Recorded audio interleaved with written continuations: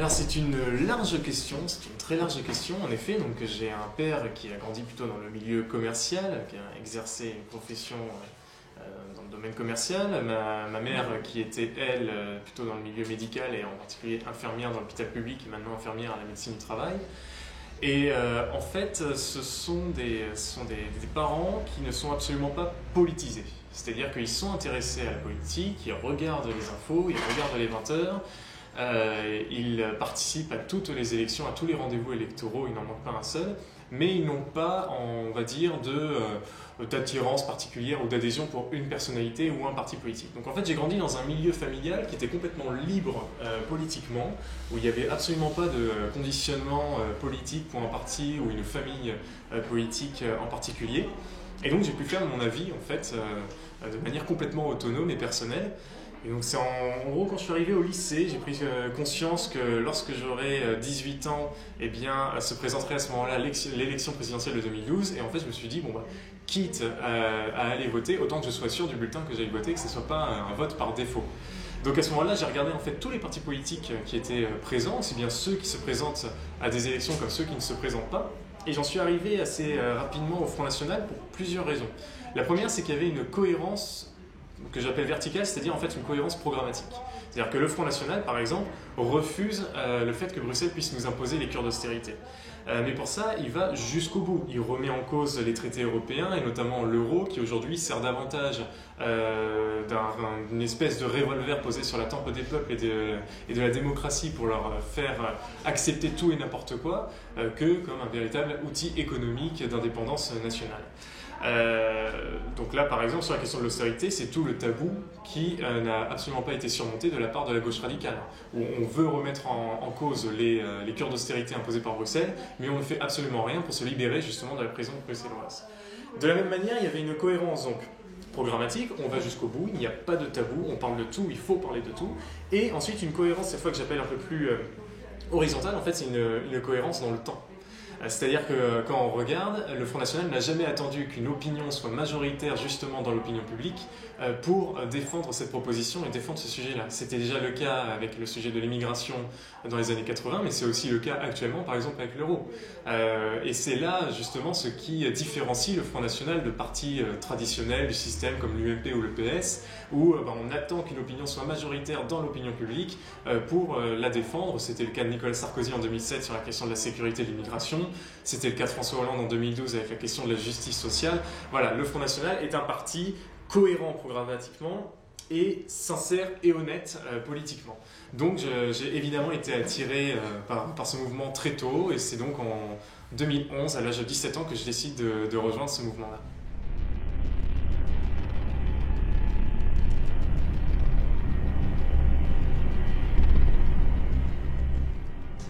Alors oui, c'est vrai que ça fait déjà 2 ans que je suis à la tête du FNJ. Ça passe vite, trop vite. Écoute, moi ce que j'en retiens déjà, c'est évidemment les nombreuses rencontres que j'ai pu faire du fait de ces nouvelles responsabilités. C'est vrai qu'avec cette confiance que m'a accordée notre candidate et présidente Marine Le Pen, Je me suis retrouvé un peu aux quatre coins du territoire, à 36 000 événements, Beaujolais, galettes de fédération, etc., fêtes de fédération. Très sympa, beaucoup de week-ends d'événements FNJ. Et c'est là que j'ai vu qu'il y a en effet une véritable attente de la part de la jeunesse de France en Marine Le Pen et en le Front National. On le voit à chaque déplacement, que ce soit au nord, au sud, à l'ouest, à l'est, partout. Il y a énormément de jeunes, des jeunes de plus en plus jeunes en plus, beaucoup de lycéens qu'il m'est arrivé de rencontrer lors de ces déplacements-là. Et donc en fait finalement j'en suis même impressionné par l'immensité de la tâche qui est la mienne en partie, mais surtout la nôtre finalement dans la totalité. Alors où est-ce que nous en sommes? Je crois qu'on arrive progressivement au bout de ces objectifs, et évidemment il resterait toujours énormément de choses à faire et toujours énormément de choses à améliorer. Mais par exemple sur la question de la plantation locale, pour votre information, lorsque je suis arrivé à la tête du FNJ, donc en octobre 2014, nous disposions à ce moment-là de 25 secrétaires départementaux jeunes, donc c'est-à-dire 25 départements pourvus d'un FNJ. Actuellement, avec les dernières nominations qui sont en cours, nous arrivons au chiffre de 80 départements. Donc finalement, la mission est presque accomplie, puisque d'ici une vingtaine de départements, en commençant par l'outre-mer, eh bien, nous serons arrivés à implanter un FNJ dans l'ensemble des départements français. Ce qui serait évidemment une grande victoire. Sur la question de l'implantation de la professionnalisation, nous avons aussi mis le paquet sur les réseaux sociaux. Quelque chose qui s'est pas mal vu, je crois, avec des campagnes qui ont été assez remarquées. Je pense à la campagne islamiste gauche, je pense à la dernière campagne des Jeunes avec Marine sur la question de la préférence étrangère vis-à-vis des migrants et justement de cette souffrance sociale qui est celle de nos compatriotes qui sont pourtant eux aussi victimes d'une misère assez considérable, mais qui sont complètement abandonnés par l'État français et le gouvernement en particulier. Donc voilà, en fait, cette action mise en avant, cette volonté de multiplier et de développer notre implantation sur les réseaux sociaux a permis au FNJ d'être le premier mouvement jeune sur les réseaux sociaux et en particulier sur Facebook, où nous avons dépassé depuis un moment déjà les 80 000 abonnés, si je puis dire. Et pour vous donner une petite idée, avec 80 000 abonnés, nous sommes 2 fois, voire 3 fois plus nombreux que le MJS, que les Jeunes Républicains, mais aussi que Europe Écologie Les Verts, que le Front de Gauche. Et d'ici 30 000 abonnés supplémentaires, nous dépasserons même le Parti Socialiste. Le FNJ dépassera le Parti Socialiste. Enfin, ça le dépasse depuis longtemps, mais le FNJ le dépassera cette fois-ci. Ce qui est quand même assez considérable qu'un mouvement jeune puisse dépasser un parti qui aujourd'hui est le parti du gouvernement. Bref, ça c'était le petit moment où on se fait plaisir. Donc par la suite sur la formation, nous avons mis aussi pas mal de choses en place, notamment cette multiplication de déplacements où on vient justement s'adresser directement aux jeunes, leur donner des éléments de langage, de l'information supplémentaire, des argumentaires. Je n'étais pas seul aussi, puisque un grand nombre de mes adjoints, aussi bien ma première équipe, la direction nationale qui était composée de Jean-Baptiste Vandeville, Véronique Fornini, avait fait de nombreux déplacements dans de nombreux départements pour apporter justement cette formation. Ma nouvelle direction nationale du FNJ le fait également. Je pense en particulier à Louis Lefaro qui a fait pas mal de déplacements dernièrement en PACA pour former nos jeunes justement à l'usage des réseaux sociaux et de la communication numérique. Je pense également à mon adjoint à l'implantation locale, Davy Rodriguez, qui lui aussi mène un travail considérable et a fait également des déplacements quand je ne pouvais pas malheureusement me multiplier, me cloner pour être à 2 endroits en même temps. Donc voilà, cette formation est mise en œuvre et nous la travaillons encore davantage avec un autre de mes adjoints, cette fois-ci un peu plus discret, mais qui fait un travail aussi assez important, qui est Thibaut Garnier, ancien militant du MRC de Jean-Pierre Chevènement, et qui nous a rejoint il y a maintenant une petite année et qui en fait est un peu la cheville ouvrière de la formation au sein du FNJ, qui nous propose un grand nombre de notes qui nous permettent ensuite d'envoyer des argumentaires à nos jeunes ou bien aussi d'axer davantage nos communiqués de presse sur tel ou tel sujet plus en phase avec les préoccupations de nos jeunes. Donc voilà où nous en sommes. Enfin sur la question, le dernier volet c'était... sur les sujets préoccupants voilà. Et la formation des jeunes responsables. Alors, sur les sujets préoccupants, quelque chose aussi, je crois, d'assez exemplaire, c'est que le FNJ a fait en sorte depuis 2 ans d'être vraiment, de communiquer sur tous les sujets possibles.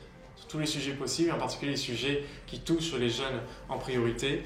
Et c'est ainsi qu'en fait, depuis 2 ans, je crois que nous en sommes quasiment à une 60aine de communiqués de presse envoyés en réaction à l'actualité et aux préoccupations des jeunes. Sur ces 60 ou 70 communiqués de presse, en réalité, ça pourrait surprendre d'ailleurs nos adversaires, mais on se rend compte que tous les communiqués de presse, contrairement à ce qu'ils pourraient penser, ne parlent pas que d'immigration, que d'insécurité, etc. Nous en parlons, évidemment. Nous avons dénoncé l'école de Sciences Po lorsqu'elle a décidé d'accueillir des migrants, également l'université de la Sorbonne, encore l'université de Grenoble ou même le campus universitaire de Lille. Nous l'avons fait parce que c'était important de le faire, bien évidemment. Mais nous avons aussi parlé d'autres sujets. On a parlé du communautarisme au sein de l'IUT de Saint-Denis. Nous avons parlé de la précarité étudiante, de l'incapacité des mutuelles étudiantes à fonctionner correctement et à permettre le remboursement justement des frais liés à la santé, à la préservation de la santé de nos jeunes. On a parlé du problème de l'immobilier aussi, qui aujourd'hui est une véritable épine dans le pied de l'autonomie de nos jeunes, puisque malheureusement, tant qu'on ne quitte pas le foyer familial, ce qui ne nous empêche pas de bien nous entendre avec nos parents, mais tant que nous ne quittons pas le foyer familial, eh bien, il est difficile pour un jeune de devenir complètement indépendant, autonome et finalement le futur citoyen qui sera au service de la société et de la collectivité. Et donc ainsi, le fait qu'il soit de plus en plus difficile pour un jeune, à moins d'avoir une famille à haut revenu, d'accéder à une propriété et d'accéder à un logement quand même assez digne, et bien évidemment tout ça pose un souci sur la question de l'indépendance et finalement de l'élévation de nos jeunes au rang de citoyens. Donc voilà un peu tous les sujets sur lesquels nous avons énormément communiqué. Nous avons aussi permis dans le cadre et l'objectif de la formation de nos jeunes, nous avons aussi fait des rapprochements et des travaux en commun avec les différents collectifs. Ça a été le cas sur la question étudiante avec le collectif Marianne, présidé par Daniel Auguste, également sur la question de l'enseignement en cycle 2, c'est-à-dire l'école primaire et l'enseignement au collège avec le collectif Racine. Nous l'avons fait aussi à plusieurs reprises avec le collectif Audace, Nouvelle Écologie, où nous avons mené une grande campagne contre le traité transatlantique. Donc voilà tout ce qui a été fait depuis 2 ans. Le FNJ a été rené de ses cendres entre 2012 et 2014, et entre 2014 et aujourd'hui, eh bien, nous avons insisté sur la professionnalisation et l'implantation de cette structure.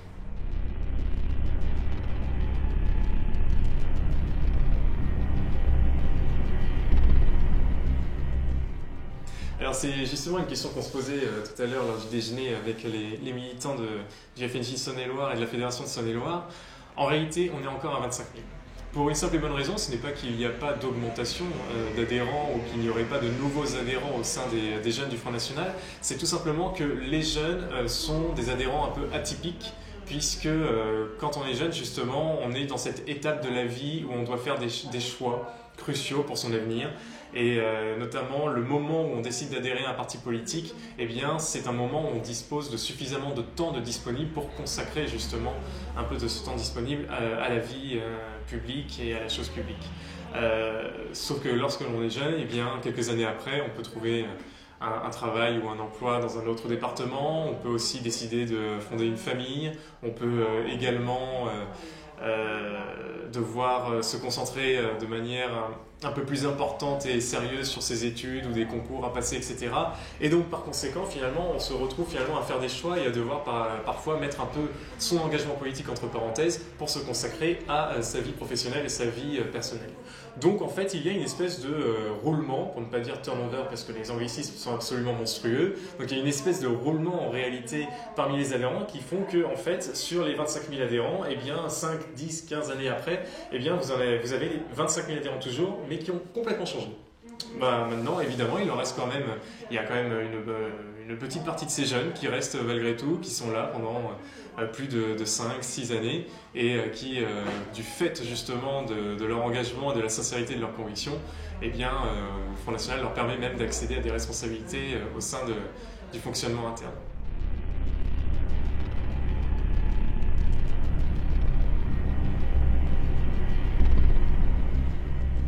Alors en effet, oui, il y a ça qui est sorti, il y a d'ailleurs une autre enquête et classement qui devrait sortir dans pas longtemps. Et en effet, on voit que sur l'enseignement scientifique, puisqu'en réalité il s'agit des mathématiques, de l'enseignement des mathématiques et des sciences en cycle 2, c'est-à-dire à l'école primaire principalement, et donc il en ressort que finalement la France se place en très mauvaise position puisqu'elle est dernière dans l'enseignement des mathématiques et avant-dernière dans l'enseignement des sciences sur le classement européen. ce qui est assez regrettable. Donc la conclusion qu'on en tire au sein du FNJ, c'est très simple, c'est que déjà c'est la double responsabilité, encore une fois, du système UMP d'un côté et du système PS de l'autre, c'est-à-dire qu'en réalité, les programmes que sont ceux étudiés au sein de l'école primaire par nos enfants, eh bien, ce sont les programmes qui ont été rédigés par M. Darcos, qui était le ministre de l'Éducation nationale sous quel mandat et quel gouvernement. Eh bien, pas de chance avec Nicolas Sarkozy et François Fillon. Donc la droite emporte évidemment une première responsabilité, et ensuite évidemment la gauche, parce que Nadja Deval-Belkacem, actuelle ministre de l'Éducation nationale, évidemment en voyant ce classement, a tout de suite mis ça, de manière raisonnable d'ailleurs, sur le dos de la droite, mais a un peu oublié de dire qu'en effet, si ces résultats sont catastrophiques, c'est aussi parce que le gouvernement de gauche et celui de François Hollande et de Manuel Valls n'a absolument rien fait en la matière. Là où justement ils auraient pu prendre un peu leur courage à deux mains et décider de changer justement le contenu de ces programmes, de changer la méthode, ils sont restés empiétrés dans l'idéologie et la démagogie actuelle de l'éducation nationale, et finalement ils ont préféré mettre de l'énergie dans la mise en place de la réforme dite des rythmes scolaires plutôt que dans la relance justement de l'excellence de notre école.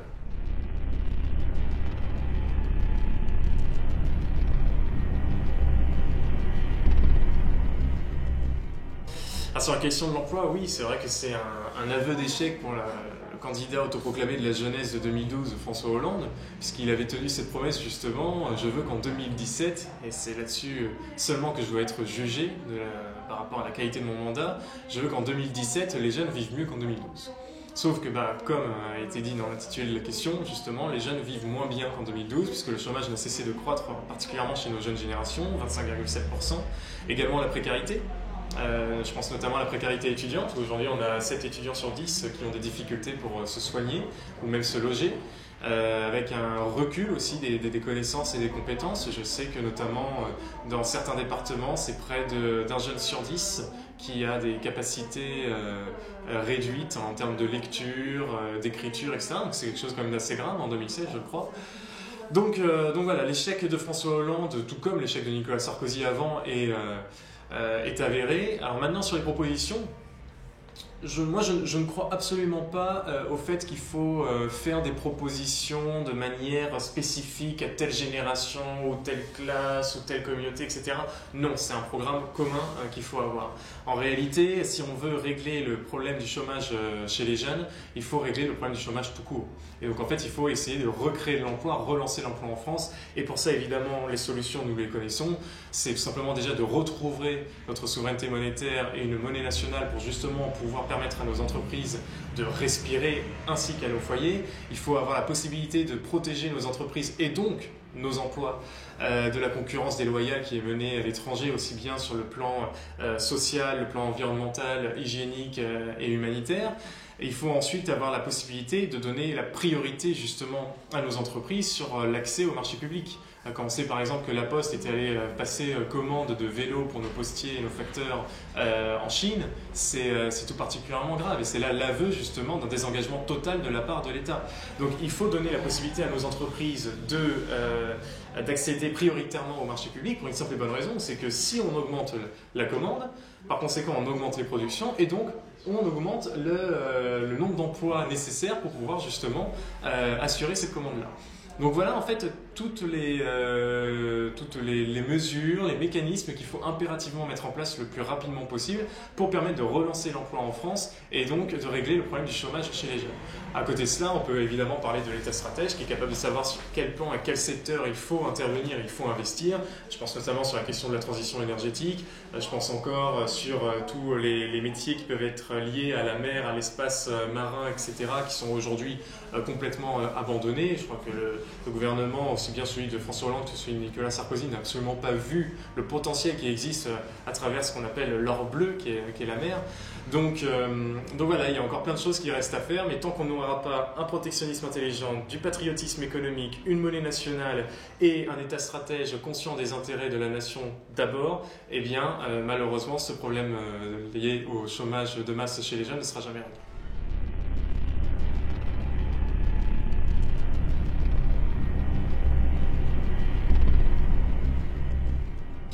Déjà, il faut aller un peu sur le constat. Pourquoi la santé des étudiants est menacée? Pour plusieurs raisons. Déjà, il y a évidemment la première raison qui est celle des mutuelles étudiantes. Aujourd'hui, les mutuelles étudiantes sont dans un état lamentable où les remboursements sont parfois absolument pas faits, jamais faits, où les remboursements parfois sont faits au bout de 6 mois. J'ai vu notamment qu'il y avait certains élèves et étudiants qui sont touchés par des maladies très graves, je pense au diabète, je pense au cancer, etc., qui suivent des traitements et des opérations assez importantes et qui ne sont remboursés qu'au bout de 6 mois après ces opérations et ces traitements. Ce qu'il faut savoir, c'est que parfois un traitement et une opération pour régler un cancer, ça peut coûter plusieurs milliers d'euros, voire des dizaines de milliers d'euros. Donc c'est quand même quelque chose qui est assez grave d'imaginer qu'aujourd'hui en France, on puisse avoir un étudiant, un jeune français, contraint de faire un prêt auprès d'un particulier ou bien auprès de sa banque pour pouvoir se soigner. C'est finalement la situation américaine avant l'heure.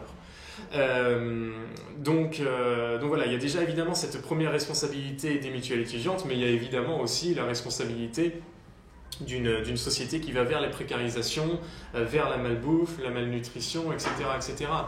Quand on regarde, je crois que c'est près de... J'avais vu les chiffres la dernière fois, je crois que c'était quasiment un jeune sur 5, je crois que c'est ça, je crois que c'est un jeune sur 5 qui dépense moins de 5 euros par jour pour se nourrir. Juste pour vous donner une petite idée, par exemple à Paris, le restaurant universitaire, c'est-à-dire le repas qui coûte le moins cher, c'est approximativement aujourd'hui, je crois qu'on est arrivé à 3,20 €, 3,25 €. Donc ça veut dire qu'en gros, c'est moins de 2 repas par jour que dépense un étudiant pour se nourrir. Donc, ce qui est, évidemment, la santé en prend un coup par la suite. Sans compter également la violence liée au travail, etc., la pression, le stress, le demande de résultats et de profits toujours plus accrus, sans prendre en compte justement l'humain qui est derrière les chiffres. Donc voilà, tout ça menace la santé des étudiants. Maintenant, ce qu'il faut faire déjà, c'est rétablir dans ses droits la Constitution, c'est-à-dire qu'il ne faut pas oublier, je ne sais plus quel article de la préambule de la Constitution qui dit que l'État est garant justement de la santé de tous ses citoyens. Donc, ce serait bien ça de le rappeler à nos gouvernants.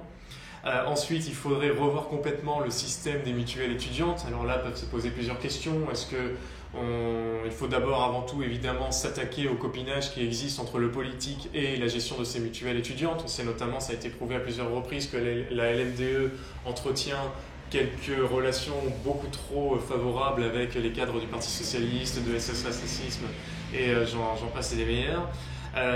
Donc il faut revoir leur fonctionnement, il faut que ce soit absolument transparent, qu'il n'y ait absolument aucune opacité, et il faut ensuite empêcher l'élection d'un François Fillon qui, aussi bien sur le plan du travail, de l'emploi que sur le plan de la sécurité sociale, apporterait, je crois, un coup décisif sur la santé des étudiants.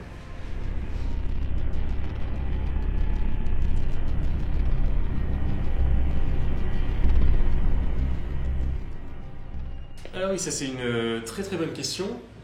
En effet, on a eu une couverture médiatique assez incroyable sur la question de la primaire de la droite et du centre. On n'a pas arrêté d'en entendre parler à droite et à gauche, du matin jusqu'au soir. C'était assez insupportable d'ailleurs. Je suis bien content que ça soit fini maintenant. On va peut-être pas pouvoir passer à la campagne et à la politique sérieuse, ce serait pas mal. Donc voilà, on en a entendu parler, on a eu l'impression finalement que c'était un phénomène qui intéressait tout le monde, puisqu'il s'agissait de l'avenir de la France. Sauf que l'avenir de la France, il ne faut pas l'oublier, c'est les jeunes d'abord. Parce que les jeunes français d'aujourd'hui, ce sont les travailleurs de demain, ce sont les pères et mères de demain, ce sont les hommes politiques de demain, les chefs d'entreprise de demain, etc., etc. Bref, c'est eux qui vont faire la France de demain. Et quand on regarde justement l'étude sociologique des électeurs de cette primaire, on se rend compte que les jeunes ont complètement fui la primaire de la droite et du centre. De la même manière, je pense qu'ils fuiront la campagne et la primaire de la gauche cette fois-ci. Ils l'ont fui puisque lors du premier tour, parmi l'ensemble des électeurs de la primaire, seuls 6% avaient entre 18 et 24 ans. De la même manière, parmi les électeurs du premier tour encore, je crois que c'est 10% avaient entre 25 et 35 ans. Donc très clairement, on se retrouve finalement avec une moyenne d'âge qui doit dépasser largement les 50 ans, voire les 60 ans. Et ce qui fait que finalement, ce qui incarne avant toute chose l'avenir du pays, c'est-à-dire la jeunesse, a été complètement désabusé par cette primaire et désintéressé. J'ai entendu quelques militants républicains me dire « Oui, mais au second tour, il y a eu un sursaut, c'est François Fillon, justement, le candidat de la jeunesse. » Bon, le sursaut, en réalité, c'est 2% de plus chez les 18-24 ans, c'est-à-dire qu'on passe parmi les électeurs, on passe de 6% à 8% de 18-24 ans. Bref, c'est pas énorme quand on sait que lors d'élections, cette fois-ci au niveau national, eh bien Marine Le Pen et les candidats du Front National obtenaient plus de 30% parmi les jeunes de 18-24 ans, et même certaines enquêtes opinion indiquaient que ce serait près d'un jeune sur deux, c'est-à-dire plus de 50% des jeunes primo-votants de 18-24 ans à l'élection présidentielle de 2017 qui seraient tentés par le vote Marine Le Pen. Donc on voit que là, on est complètement sur des niveaux complètement différents. Alors maintenant, sur la candidature de Fillon, bon, comme on l'a toujours dit, hein, les primaires ne servent strictement à rien, si ce n'est à faire ressortir le pire de chaque parti politique. François Fillon est le pire candidat des candidats à la primaire. C'est-à-dire que c'est le candidat le plus européiste. Il a dit clairement, c'est dans son programme, il est pour la mise en place d'un gouvernement économique de la zone euro. C'est le plus ultra-libéral et austéritaire. On l'a vu notamment avec ses propositions de suppression de la sécurité sociale, avec les propositions de supprimer jusqu'à 600 000 fonctionnaires. Alors maintenant, il dit 500 000, mais bon, 500 000, on sait très bien qu'il va s'attaquer justement à des secteurs où on a besoin de services publics. Je pense à la santé, je pense à l'enseignement, je pense évidemment aux forces de l'ordre et à tous ceux qui mettent leur vie en péril pour assurer notre sécurité. Qu'est-ce qu'il propose d'autre encore? Il y en a un paquet de choses. Il propose de revenir sur les 35 heures, mais en plus de ça, en fait, de supprimer toute limite de temps du travail et de s'adapter finalement aux réglementations européennes, c'est-à-dire un maximum de 48 heures par semaine, ce qui est considérable. De la même manière, il veut pour la fonction publique passer de 35 heures à 39 heures, mais 39 heures payées 35 ou 37. Donc finalement, avec une baisse progressive du pouvoir d'achat de nos fonctionnaires et donc de nos concitoyens. Bref, c'est le pire candidat ultralibéral, c'est le pire candidat européiste, et certains nous disent « ouais, mais sur l'identité, peut-être que… » En réalité, non, parce que finalement, dans cette campagne, François Fillon n'a été qu'un Sarkozy bis. C'est-à-dire que quand on regarde, en effet, il avait des mots, il avait des discours, il avait des paroles qui pouvaient laisser croire que d'un seul coup, François Fillon avait découvert la sagesse du patriotisme, et en réalité, il n'en est rien, parce que quand on regarde son bilan, c'est François Fillon, Premier ministre, qui a inauguré la mosquée d'Argenteuil, qui peut accueillir, je crois, jusqu'à 3000 ou 3500 fidèles, ce qui est quand même assez considérable. C'est François Fillon qui était pour la multiplication des minarets sur notre sol. C'est François Fillon encore qui est pour l'accueil des migrants et le développement et la multiplication des centres d'accueil pour migrants. C'est François Fillon encore qui a malmené la laïcité dans nos écoles, puisqu'il a permis, en faisant passer une directive lorsqu'il était ministre de l'Éducation nationale, eh bien, à certains élèves de reporter des passages oraux à des examens pour des prétextes religieux, quels qu'ils soient d'ailleurs. Donc voilà, c'est quelqu'un qui finalement n'a absolument rien compris à ce qu'est l'identité française et joue du double discours parce que, bien comme tous les autres candidats du système, il est conscient qu'il y a une véritable crise et colère, notamment d'un point de vue culturel, au sein du peuple français. Donc, au final, si j'en dois tirer une conclusion sur la candidature Fillon, c'est que évidemment c'est le meilleur candidat pour que Marine Le Pen arrive au second tour et arrive surtout à la présidence de la République française.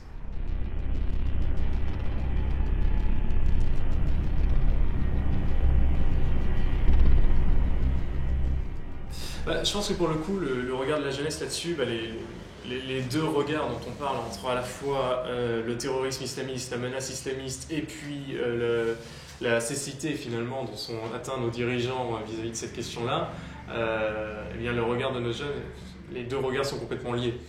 C'est-à-dire qu'aujourd'hui, évidemment, les jeunes ont été victimes d'ailleurs de ce fondamentalisme islamiste et de sa réalisation en termes de terrorisme et d'attentats, notamment au Bataclan où il y avait quand même une moyenne d'âge qui était relativement jeune, puisque c'est un très bon groupe de rock qui jouait là-bas, donc c'est un peu relatable. Donc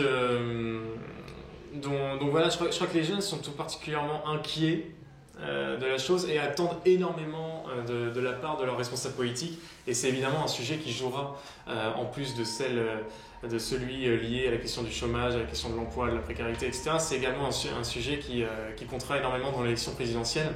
Parce qu'aujourd'hui, les jeunes n'acceptent pas qu'on remette aussi librement en cause leurs valeurs, que ce soit celle de la liberté entre les hommes et les femmes, la liberté des femmes de se vêtir comme elles le veulent et de sortir quand elles le veulent, la liberté d'écouter la musique que l'on veut, si on regarde par exemple les propos que pouvait tenir l'imam de Brest, la laïcité aussi, qui fait partie de ces valeurs-là, l'identité de la France tout simplement. Donc tout ça fait que les jeunes refusent qu'on puisse malmener l'ensemble de ces valeurs-là et refusent d'autant plus que le gouvernement et nos dirigeants restent aussi impassibles et immobiles face au terrorisme islamiste. Ils attendent au contraire, je crois, des actes forts, une certaine fermeté de la part du gouvernement pour au moins montrer la volonté d'assurer notre sécurité et l'identité de notre pays. Donc pour cela, ils attendent justement, je le crois, l'ensemble des propositions du Front National, la fermeture des mosquées salafistes. Aujourd'hui, on se félicite de la fermeture de 5 mosquées sur une centaine existantes. L'expulsion des imams radicaux, le retour du contrôle à nos frontières nationales et non pas européennes comme le proposent les républicains. Cet impératif d'avoir les prêches religieux en français. C'est ce qu'on a demandé à l'Église catholique, on peut très bien le demander à la communauté et au culte musulman également. Donc voilà, ils attendent qu'on change véritablement les choses, qu'on redonne des moyens à nos forces de l'ordre, qu'on réinvestisse justement dans la sécurité, qu'on remette en place les renseignements généraux et ces renseignements de proximité, qu'on cesse nos partenariats commerciaux, diplomatiques avec le Qatar et l'Arabie Saoudite qui jouent un jeu tout particulièrement flou dans la lutte contre le fondamentalisme islamiste. Bref, ils attendent un changement radical en termes de gestion et de lutte contre la menace islamiste.